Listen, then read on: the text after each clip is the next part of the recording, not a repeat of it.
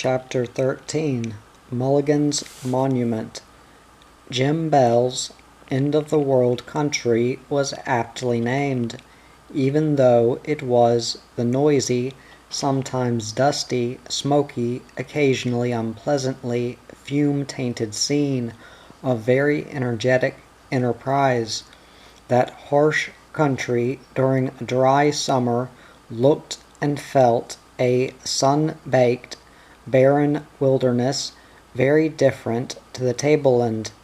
This was a big district northwest of Herberton, southwest of the Hodgkinson, the Chilligo-Mungana-OK district, rich in copper and other minerals also.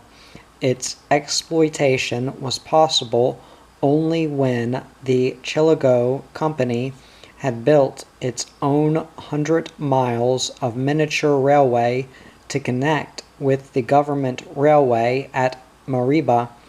Amongst the widespread limestones there are striking, weird-looking patches of country creepily suggestive of leftovers from the age of the giant animals. There are frowning tors of rock, such as those upon which Darius of Persia cut his imperishable record of bloody victories, rape of cities, of civilizations vanished under fire and sword. Here, too, are great caves, some beautiful, some gloomy caverns, deep and weird and dark. I doubt if even today all the caves in that far-flung district have been discovered. A few years before the time of which I am writing, as the little railway tramway crept nearer to this township at the end of the world, Chilligo was very much a law unto itself. The company had now pushed the tramway a further 10 miles out to Mungana, where the Lady Jane and Girofla were booming. So was Innisley, 100 miles to the south, while 50 miles farther out into the waste from the end of the world, OK, but very recently discovered, was now very much on the boom. This latter little human ant bed was the green mountain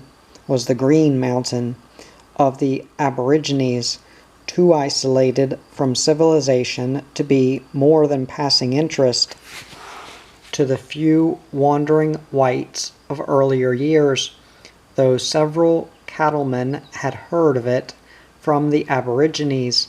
Prospector Paddy Boyle was the first white man to find it in all its green loneliness, when the only things of value to him were his health, horses, water, rifle, tucker, and that ever-elusive gold. A mountain of copper ore was useless. Years later, only recently, during a copper boom, Jack Munro rediscovered it, said, "OK, this will do me," and brought the news with specimens back into civilization. John Newell at Herberton and several Cairns and Chilligo men, Draper, Munro, Torpy, and railway contractor Overend got together, formed a company, and had already, even under the apparently impossible conditions out in those wastes, begun to pay dividends when old Mick the Ganger was spouting poetry by the council fire. Only the very richest of the ore, near pure copper, could at present be worked, of course. But there was no place away out there in all that district for a prospector lad who did not have a 10-pound note to bless himself with, let alone the little fortune needed to buy the absolutely necessary horses, or camels' gear and stores. The long strings of heavily laden camels swaying out into the heat haze towards OK, Klondike, and Cardross. In charge of the Wide Awake, Abdul Wade upon his flying camel, were reminiscent of the camel teams leaving Broken Hill for the sunburnt western plains, but here it was the weird limestone country where poison bush had played havoc with the camel teams, and it really takes a lot to kill a camel. The extension of the mining company's tramway from Chillago to Mungana and the tractors were no help to the laboring teams either. In fact, the tractors were to prove the end. Mungana was a lively, rough-and-ready place then. Money, fights, two-up, and grog with a kick in it like a mad camel. But you had to work wages or contract to get that money. There was none of the one-man production possible with easily sold minerals like gold, tin, or wolfram. It was not the sort of mineral country where you could dig in on your own with just enough in your pocket to pay for a month's tucker for copper mining needs. Big capital, even though a few copper gougers can work their own show for a time, providing it is very rich and handy to smelters or railway. Much of the work on the copper fields was not too healthy either. At times, fumes from roasting ores and fumes from the now busy smelters seemed to hover all over the place. Underground work in bad ground could be particularly unpleasant too. The heat and air action liberating sulfur from the sulfides where conditions were suitable. A man's lungs could feel it at times, while sores and cuts, if not carefully tended, were liable to turn nasty. But that was generally so in all the big copper camps, which then did not possess the modern equipment and scientific treatment processes of today. If such fields could now be discovered with modern mining machinery and metallurgical treatment processes, and with metals at their present price, what fabulous returns they would bring in. Somehow I always felt vaguely sorry for the few women in those sun-scorched places. The men, tough as ironwood, could look after themselves. They did too, so far as was possible. Looming beside the never-sleeping township is the huge bluff pock-marked by the mouths of the great Mungana caves, and in the cool mouths of these many of the miners would sleep while on night shift, whereas night and day the women must swelter in the iron and slab shacks. However, the money was good, and the fact in those times was recompense indeed. A noisy place with the arrivals of coaches, the little Chillago trains coming and going, with supplies and machinery and long lines of clanking trucks, loaded with coke and limestone and ores for the smelters, while setting out for OK, some 50 miles north through the hot and barren bush, with its scraggy timber and fantastic limestone bluffs, were numerous teams, and those noisy but so handy traction engines, pulling road trains, blowing and puffing and clanking their way through bush as they hauled their heavy loads of supplies and ores and coke. A tough job in those days, the transport of all supplies and upkeep in the building of another new town, away out in the barren bush. I suppose in these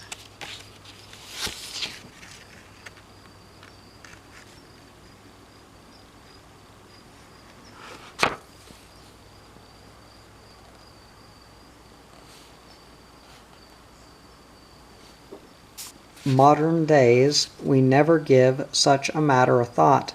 However, the boys simply tackled the job, as they tackled many similar back of Cairns jobs with whatever tools were at hand. Neither the rock-strewn Walsh nor the bridgeless Mitchell stopped these teams and tractors.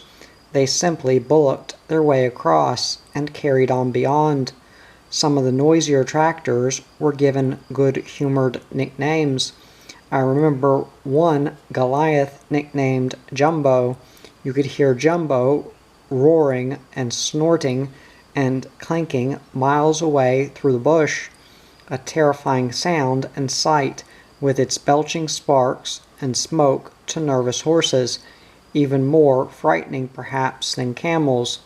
Great work these noisy monsters were doing, and kept on doing for years. I don't know of their having been used so extensively elsewhere on the continent. How different the huge motor truck of today, speeding so swiftly interstate, to the smoking traction engine coming thumping and snorting and clanking through the bush. And yet it was only yesterday. By the way, the Big Six lorded it at Chicago.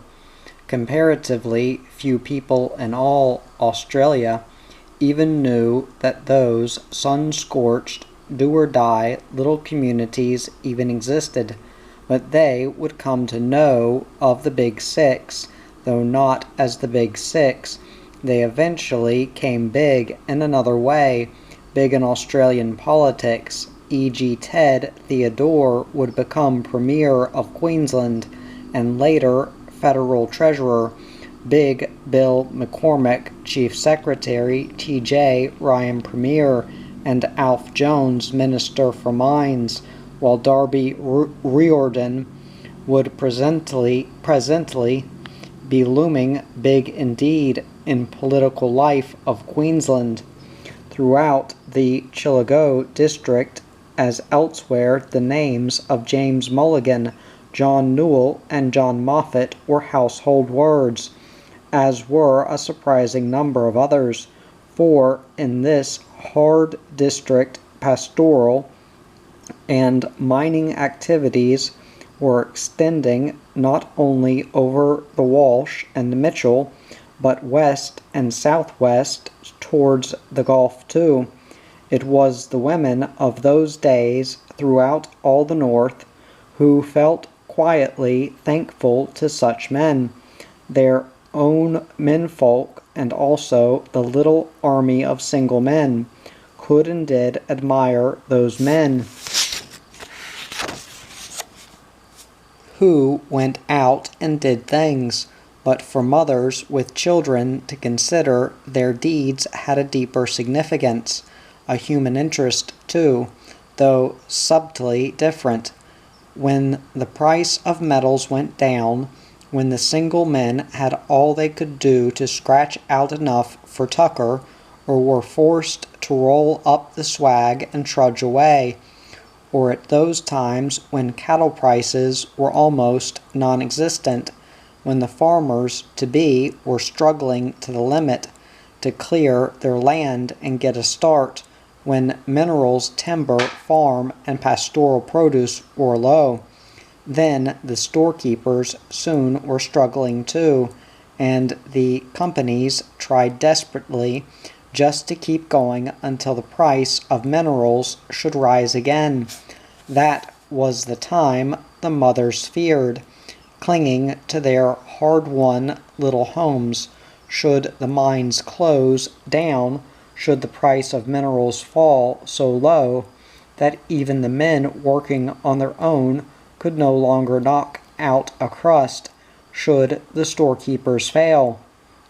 That was the time when the work of such men as Moffat, Newell, and Mulligan really was felt when the jobs held against the strain, for those jobs were the result of the often hard-won development of discoveries those men had made, whether of mineral or pastoral or agricultural or timber lands.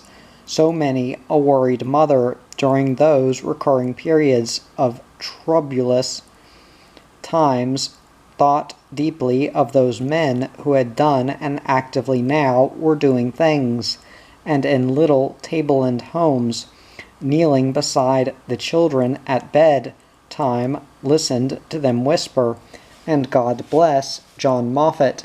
Yes, John Moffat was not the only shining light by any means in the mineral development of the hinterland, but he is the only one, so far as I know, for whom the children of the district asked a blessing in their prayers. Farther out in those Chilligo lands, an outstanding landmark on the Hodgkinson is a massive wall of rock overlooking Mulligan's Gold Field, a meeting place of the Aborigines from time immemorial. It had seen the passing of 1,000 tribes. The first miners called this frowning escarpment Mulligan's Monument as a tribute to their prospector hero. In later years, to the surprise of the gold miners, coal would be found beneath this massive rock and become the Mount Mulligan coal mine. Alas, coming years were to bring a day when the mountain would shudder with a terrifying thunderclap.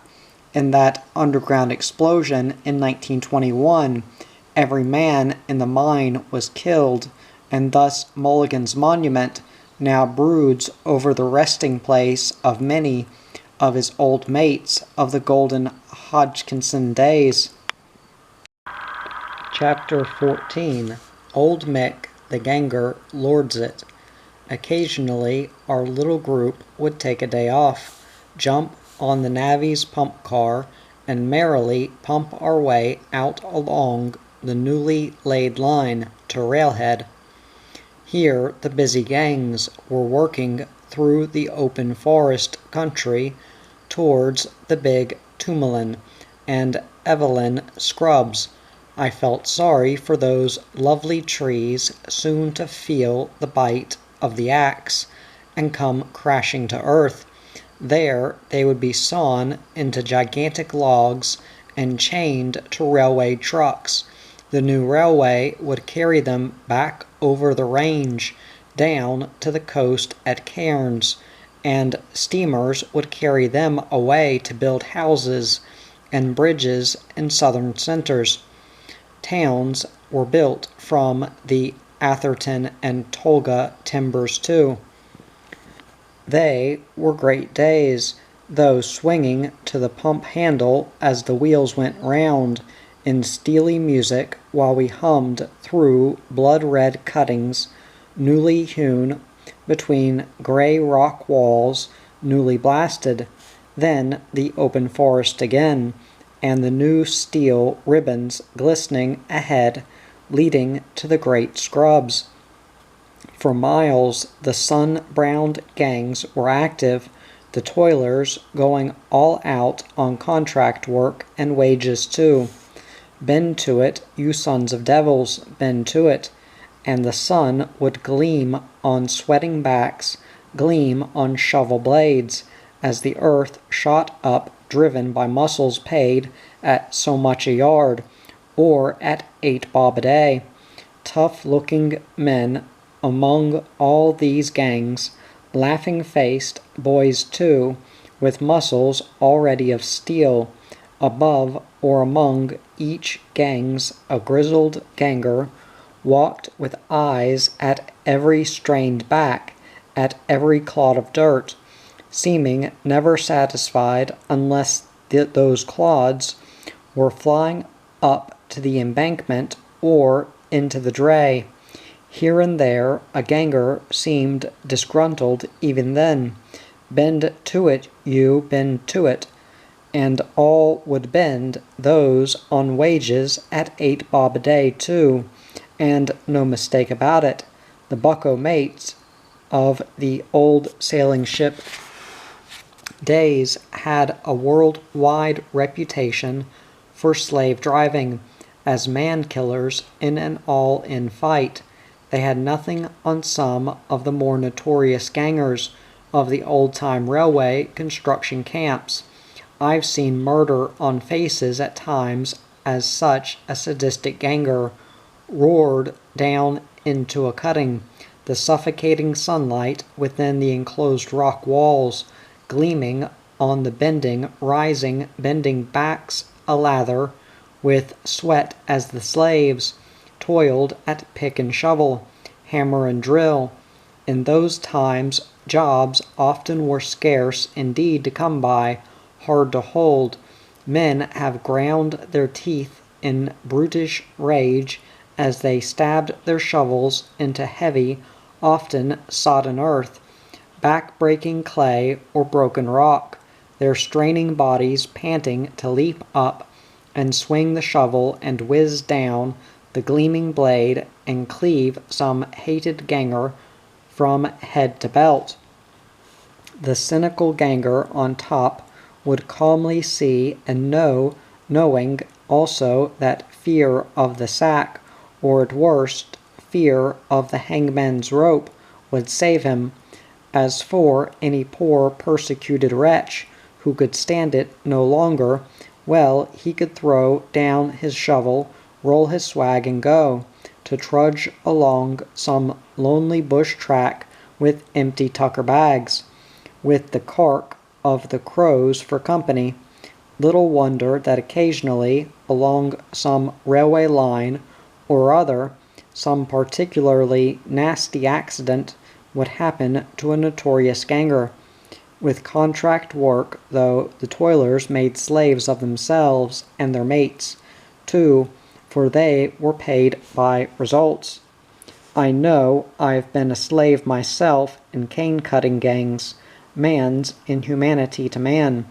We'd stroll along an embankment, and Mick would have a word or two with each ganger, while the men below would glance up and grin and yell, "Here comes the gentleman 10-scratcher. Just look, boys, what a breeze has blown along. Wacko, boys, take a bo-peep at Comrade Michael Moore, the capitalistic old rort. He don't work for wages no more. He's thrown away his balyangs," would come a yell from down the line.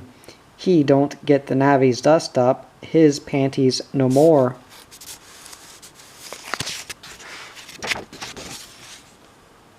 "He dusts his tender skin with powder instead," a bearded navvy would roar. "That nasty navvy dust chafes his tender undies, uses his sweat rag for a hanky now."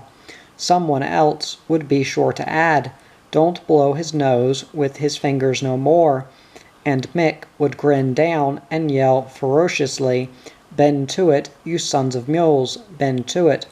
And some clay-daubed toiler would shout, "Ho, boys, he don't swing the whip no more.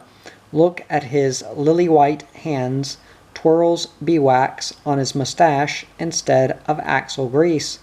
Sniff the scent on his whiskers, all lavender and roses, fresh from milady's boudoir. Takes his feeds like a gentleman, lolls in his bunk till midday. His valet brings me lord his shaven water." At which Jim Bell would scowl darkly while Mick smiled tolerantly, as we strolled along the line to a running fire of comments. "Here comes Gentleman Mick, the ganger, and he don't wear balyangs no more, no more, no more. Wears them no fangled gentleman pyjamas now. Silky fluffies with lace down the middle." But Mick disdained these insults. He was enjoying himself. He was obviously popular with the gangs. His quaint old nature could not have made him otherwise, but I began to realize how relieved he would feel if only he could be sure of making a living by independent tin scratching, to be free of all this. As we were walking along the edge of one cutting, a navvy was toiling below in the broiling sun without his hat. "Put on your hat," yelled down the ganger, "before the sun spoils your brains." "I ain't got none," snarled up the man, "or I wouldn't bloody well be slavin' down here." But he put on his hat and bent to it. At a mullock shifting job, a young new chum had just been put on. He stood among the busy gang, gazing around in a dazed sort of way. "Here, you!" roared the ganger as he pointed to a wheelbarrow. "Fetch that locomotive along here." The immigrant gazed helplessly around and saw a haulage engine puffing down the line. "But I ain't never been used to drivin' one of them," he replied plaintively. To the roar of laughter we walked along towards the next gang. Life often seemed hard to new chums before they were broken in. That evening, when we were comfortable round the council fire, Jim Bell grinned. "That new chum who mistook the engine for the wheelbarrow reminds me of a new chum in Chillago," he said. "Only this bloke was an Australian who drifted out to the end of the world from the cities. He'd never done anything but push a pen in his life before." "Ever done any mining?" asked the manager. "Yes." "Very well then. Go down with the afternoon shift." So the hard-up stepped into the cage and went below. He nearly lost his insides when the cage dropped down. He stepped out on to the plat. "Got your spider?" asked the shift boss.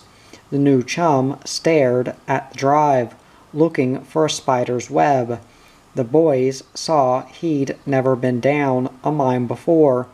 The shift boss took pity on him, gave him a spider with a lighted candle in it and pointed. "Step out," he ordered, "and just follow the light until you come to those trucks of ore ahead. Then wheel the trucks back along the line and tip them down the chute." The new chum didn't understand how to tip, of course. The first truckload he shoved along went crashing down the chute, ore and truck and all.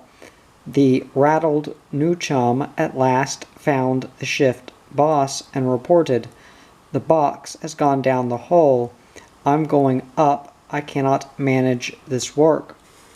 "No, you are not," said the boss encouragingly. "Go down and get that truck.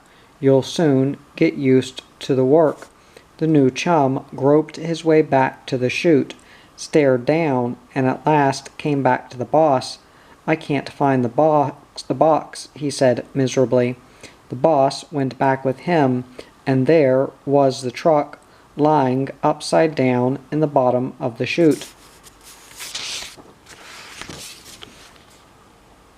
"There it is," said the boss a bit snakily.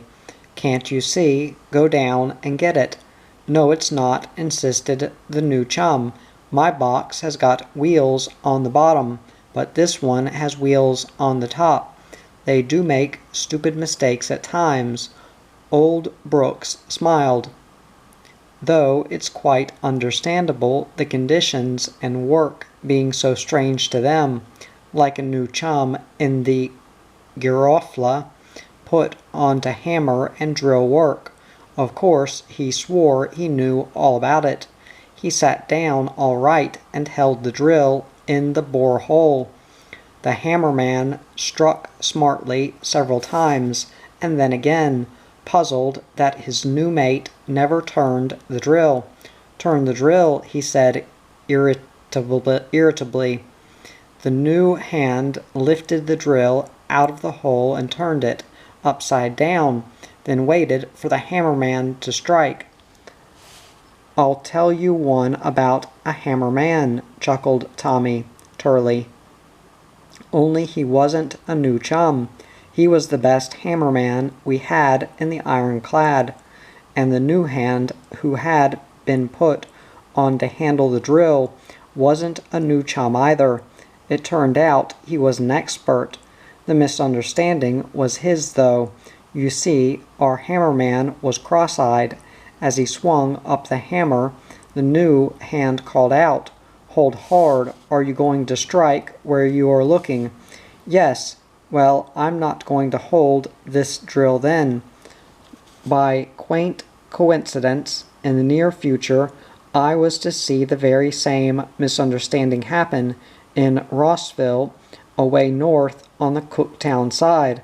The new chum soon makes good," said Mick indulgently. "But he's got a hard row to hoe at times. I've gone out of my way to help him. The blind leading the blind," murmured Jim Bell. "Maybe so," Mick replied good-naturedly, "but I think it was that fellow feeling that makes us wondrous kind. I was a new chum once, a new chum to life, and to cure my mistakes, my old man belted what he called sense into me at a very tender age. Pity he didn't start sooner," mused Jim. "Your old man must have been pretty hard, Mick," suggested Garnet. "He was as tough as the Mulga, but then he had to be, and he treated us all alike. Those were hard times. Mum and he had to slave to give us youngsters a crust, and my younger brother could eat a crust and a half, believe me. He was always hungry. He used to eat his dinner early, then cadge some of mine. I could near do a man's work when I was 12. Brother had to turn to when he was 10, for there always seemed to be other little brothers and sisters coming along to be fed, and they all seemed to be hungry. We were a hungry family, as poor Mum knew too well. That young brother and me had to go out with the old man, and horse and dray to give a hand with his wood carting. The old man got fed up with the young brother, cadging half my dinner from me, so one day he ordered brother put his dinner up a tree and leave it there until dinner time. 'I'll skin your hide if you don't,' Dad promised, and we knew the old man would go darn near to keeping his word. Well, young brother turned up at the dray at dinner time with a very long face. I was boiling the billy. 'Well,' demanded Dad, 'and what have you done with your dinner?' The kid looked miserably anxious. He had cause to. 'I did climb a tree and put the dinner in a branch, Dad, but when I wasn't looking, a big black crow came and gobbled it.' 'Ah,' said Dad, and started to unbuckle his belt, changed his mind, took a horse-sized chew of damper and cold mutton, and declared, 'Ah, well, a crow that can beat a bush boy for his dinner is a better crow than the boy. Now, the only way you are going to get your dinner is to catch that crow and eat it.' And he wouldn't let me sneak the kid even a damper crust.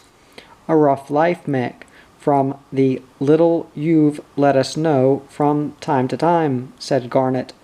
"And it's to your credit, young fellow, my lad, that you haven't allowed it to blunt your generous impulses or dull that poetical nature of yours.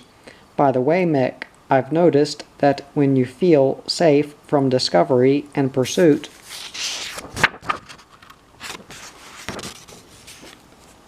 you occasionally head your passion letters one decla. It is only poetic justice that you should explain the reason why to the council. Fancy writing a love letter from Nigger Creek," Mick grinned. Why, a man wouldn't possess a soul who'd do it.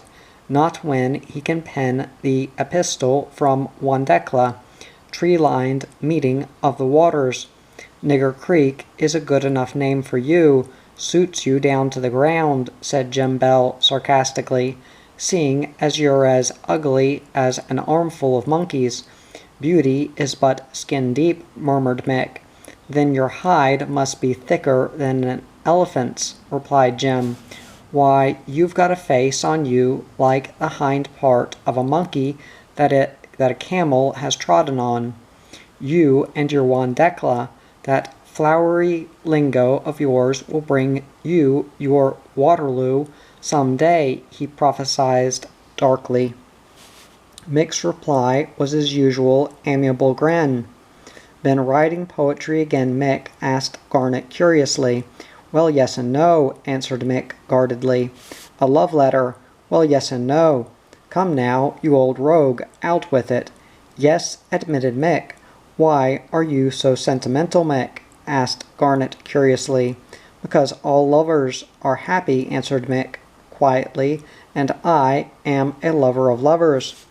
Jim Bell's scathing remark was drowned in a roar of voices, a thunderous stamping of feet from the flat down by the river.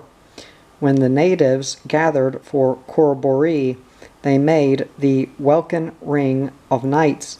Their black bodies looked like devils dancing amongst the flames. They never stayed long, soon drifting back to the silent, gloomy scrubs. Alas, I suppose rapidly advancing civilization has quite wiped out them by now.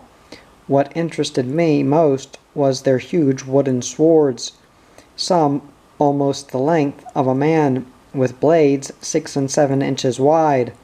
These giant swords were of hardwood, a terrible weapon should their descending weight catch a man fair and square.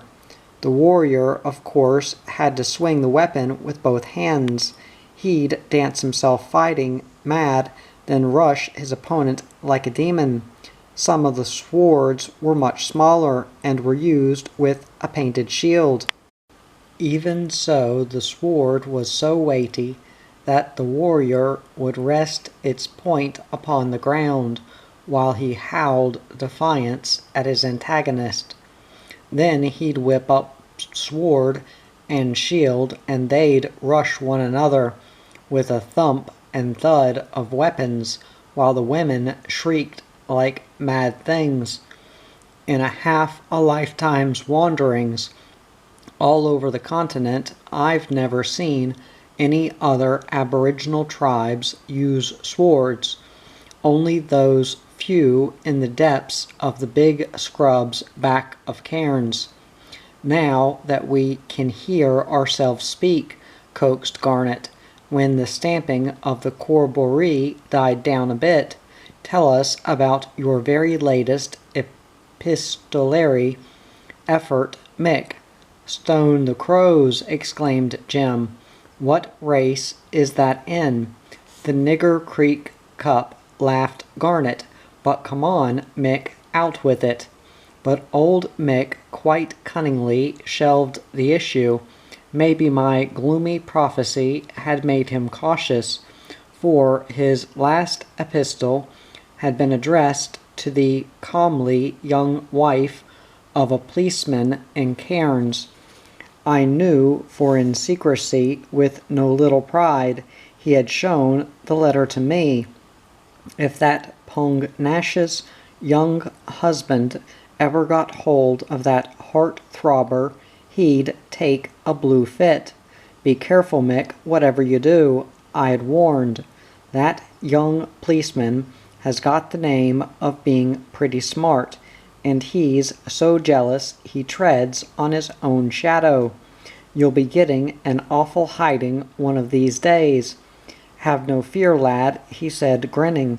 If they can catch Mick Moore red-handed doing his good deed, then they can drown me in Nigger Creek, which someone assuredly will one of these days, I declared. There's a deep waterhole so handy to your camp. But what a lovely spot for a ghost to walk at midnight. Have you ever noticed the beauty in those tree-lined pools in the light of the full moon?